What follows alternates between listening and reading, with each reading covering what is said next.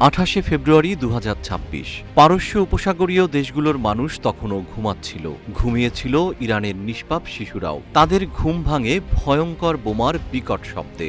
এটি যুক্তরাষ্ট্র ও ইসরায়েলের যৌথ বোমা হামলা। টানা 40 দিনের বর্বরতম এই হামলায় ইরানের হাজার হাজার মানুষ হতাহত হয়েছে।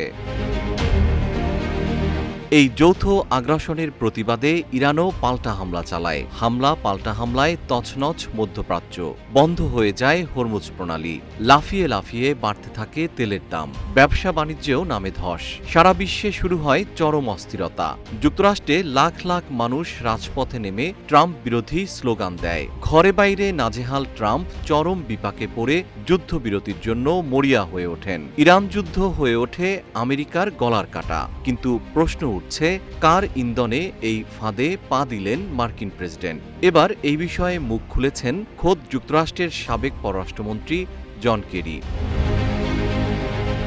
জন কেরি জানান, ইসরায়েলের প্রধানমন্ত্রী নেতানিয়াহু একাধিকবার যুক্তরাষ্ট্রের বিভিন্ন প্রশাসনের উপর ইরানে সামরিক হামলা চালানোর জন্য চাপ দিয়েছিলেন। তবে পূর্ববর্তী কোনো প্রেসিডেন্টই এতে সম্মত হননি। 10 April the briefing with Jen Psaki অনুষ্ঠানে দেওয়া এক সাক্ষাৎকারে কেরি বলেন, তিনি নিজেও একাধিক আলোচনায় অংশ নিয়েছেন, যেখানে নেতানিয়াহু স্পষ্টভাবে যুক্তরাষ্ট্রকে হামলার আহ্বান জানিয়েছিলেন। কেরির ভাষায়, তিনি আমাদের দিয়ে ইরানে হামলা চালাতে চেয়েছিলেন।